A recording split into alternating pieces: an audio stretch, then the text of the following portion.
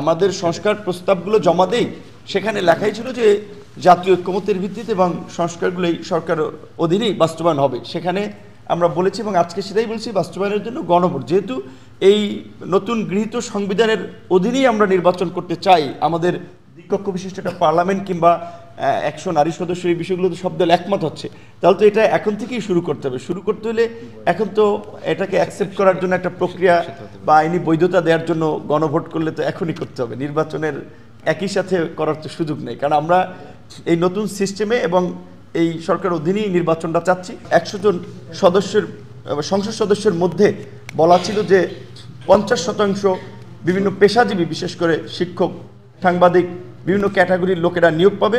সেখানে আমরা বলেছি যে এইটা বিজয়ী পার্টির উপরে অনেক ক্ষেত্রে বা রাজনৈতিক দলের উপরে সিদ্ধান্ত বেশিরভাগ ক্ষেত্রে দেওয়া উচিত।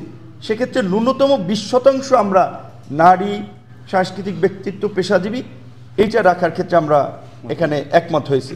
এবং বর্তমান নির্বাচন কমিশনের আপনার যদিও আরপিওতে আছে যে ছাত্র এবং শ্রমিকরা কোনো রাজনৈতিক দলের অঙ্গ সংগঠন বা ভ্রাতৃপ্রতিম সংগঠন হবে না, কিন্তু কোনো রাজনৈতিক দলই এটা কিন্তু করছে না, বরঞ্চ ছাত্র সংগঠন, শ্রমিক সংগঠনের কমিটি দিচ্ছে। দেখবেন যে রাজনৈতিক দলের শীর্ষ নেতারা এই ছাত্র শ্রমিকদের পাশাপাশি পেশাজীবীদেরকে আমরা দলীয় লেজুরভিত্তিক রাজনীতি থেকে বাইরে রাখার জন্য, রাজনৈতিক দলগুলো থেকে আলাদা করার বা তারা যেন রাজনৈতিক দলের পার্ট না হতে পারে, সেই বিষয়ে কিছু কার্যকর পরামর্শ, পাশাপাশি যদি প্রমাণিত হয় যে পেশাজীবী ছাত্র শ্রমিকরা রাজনৈতিক দলে লেজুরভিত্তিক করছে বা রাজনৈতিক দল তাদেরকে ব্যবহার করছে, তার জন্য একটা ন্যূনতম শাস্তিমূলক ব্যবস্থার কথাও আমরা এখানে বলেছি।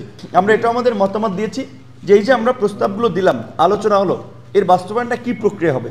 আমরা সেক্ষেত্রে বলেছি যে এটা যে জাতীয় ঐক্যমতের ভিত্তিতে এই সংস্কার প্রস্তাব নিয়ে একটা জাতীয়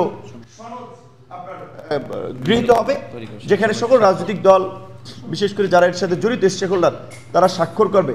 একই সাথে ভবিষ্যতে যেন কেউ এই সংস্কার কিংবা জাতীয় সনদকে আইনি কিংবা কোনোভাবে যেন চ্যালেঞ্জ করতে না পারে, বাতিল করতে না পারে, সেজন্য আমরা বলেছি যে এটা একটা পক্ষে একটা গণভোট নিয়ে এটাকে চূড়ান্ত করব। আমাদের এই প্রস্তাবগুলো আমরা সংস্কার কমিশনের কাছে দিয়েছি।